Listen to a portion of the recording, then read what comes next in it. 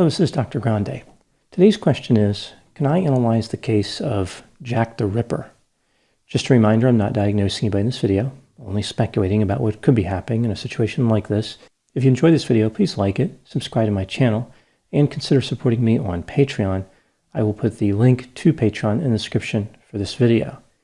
A recent video I uploaded to Patreon was the case of Candace Mossler, a socialite who was accused of committing a murder. As far as the Jack the Ripper case, I will first look at the background. I will move to the timeline of the crimes, then offer my analysis.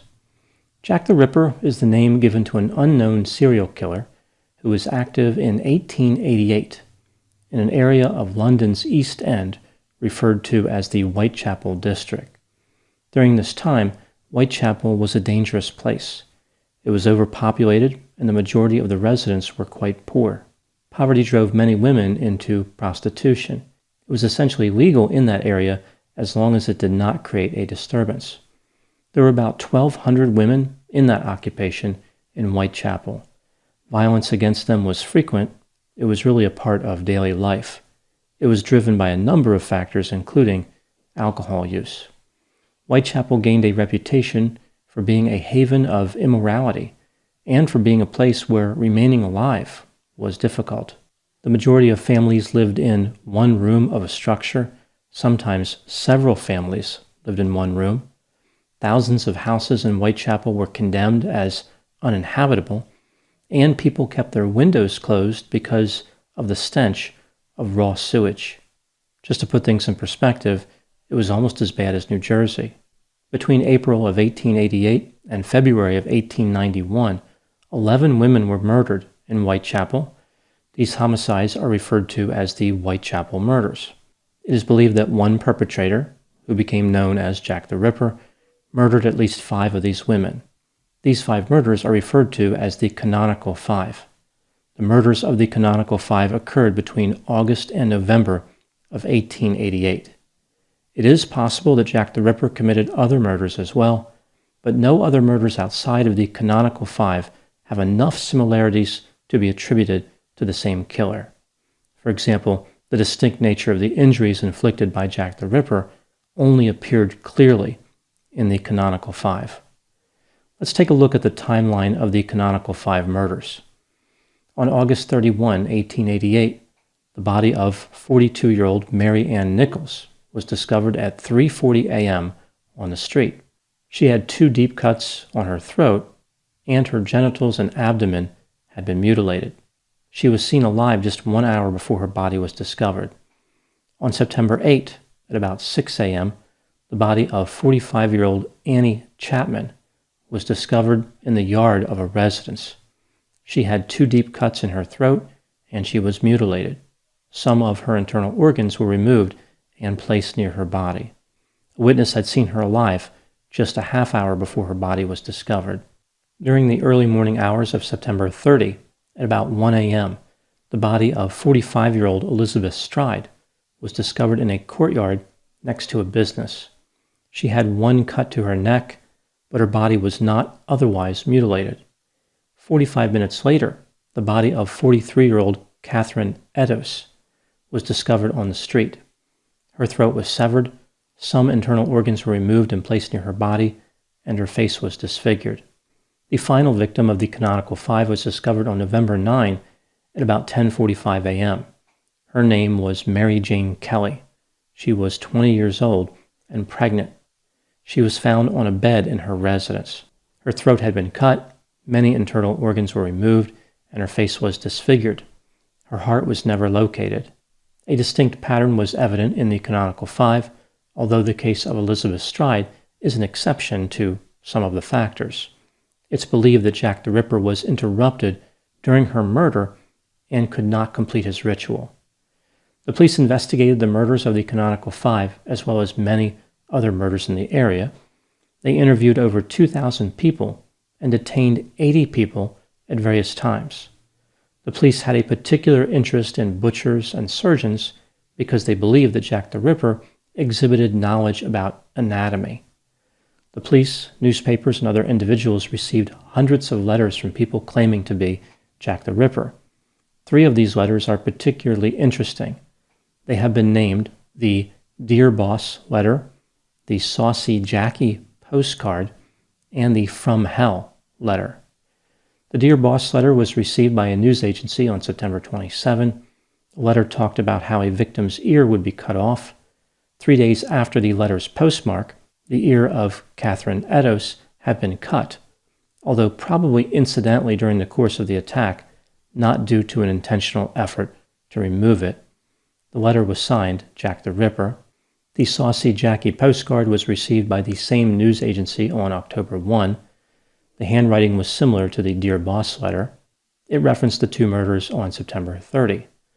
The From Hell letter was received by a man named George Lusk on October 16. He was the leader of a citizens group called the Whitechapel Vigilance Committee. This group was not happy with the police investigation, and they were trying to catch Jack the Ripper themselves. The handwriting in this letter was different than the other 2 letters. The letter came with a small box containing half of a human kidney, supposedly from Catherine Eddowes. The authorities were not able to match the kidney to Catherine. Ultimately, the letters did not yield any useful information about the identity of Jack the Ripper.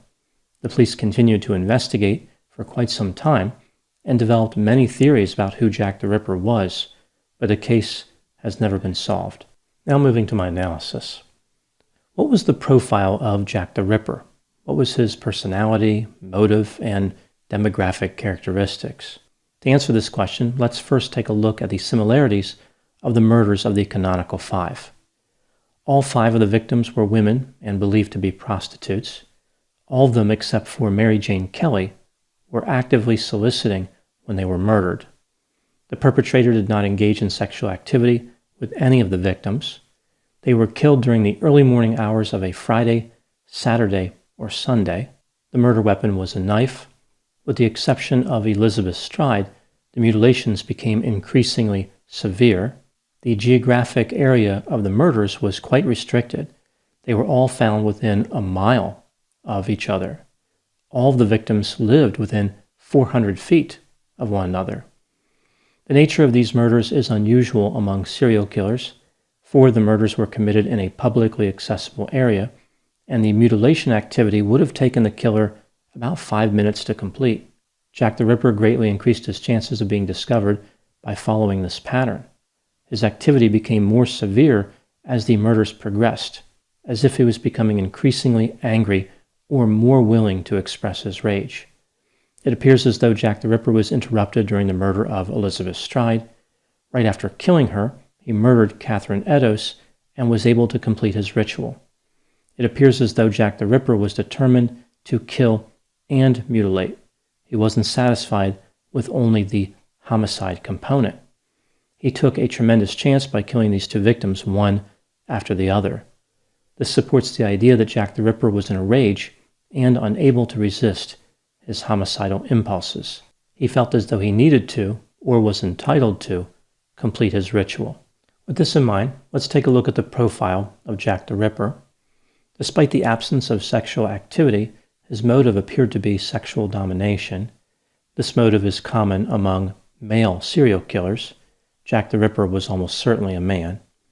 The motive is formed by a few factors: the man's inability to effectively communicate and build relationships with women, his poor experiences being rejected by women, and a maladaptive relationship with his mother.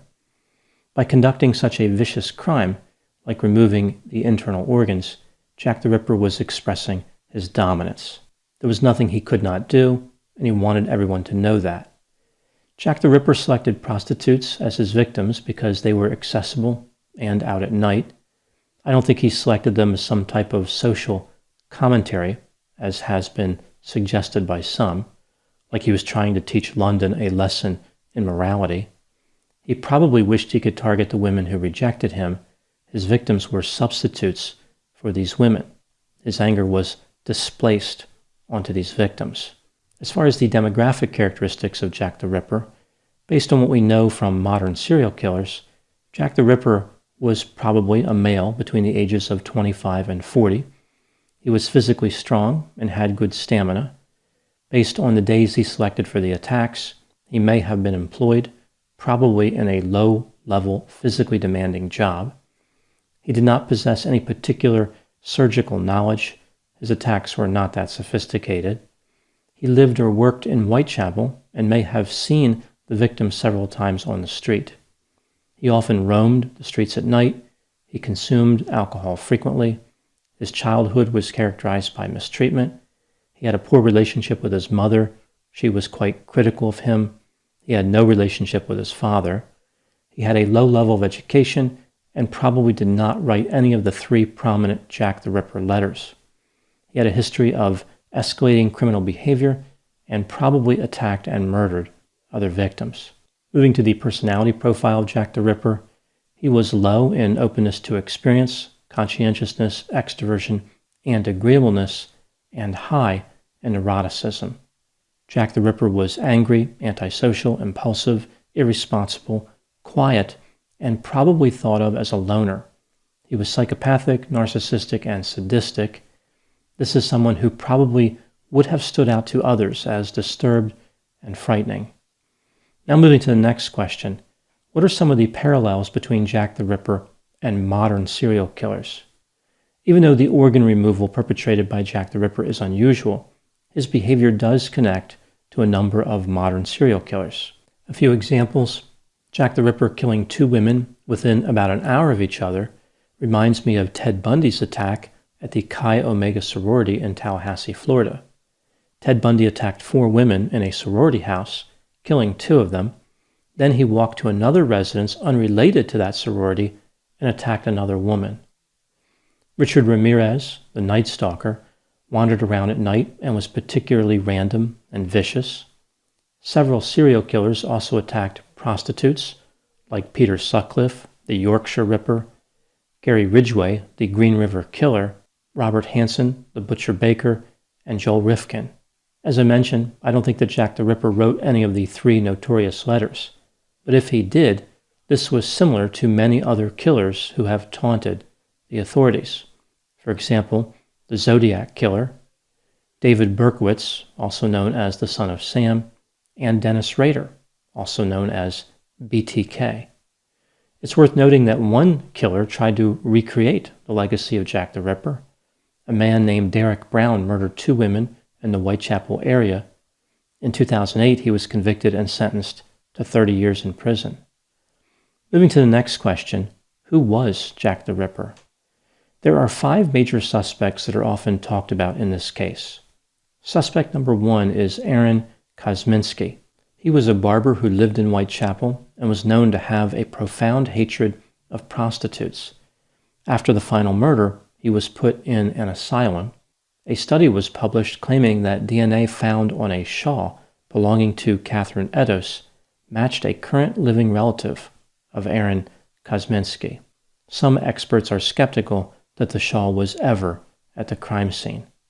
Also, Catherine interacted with a number of individuals, so there was probably a lot of DNA on her clothing. Suspect number 2 is Karl Feigenbaum.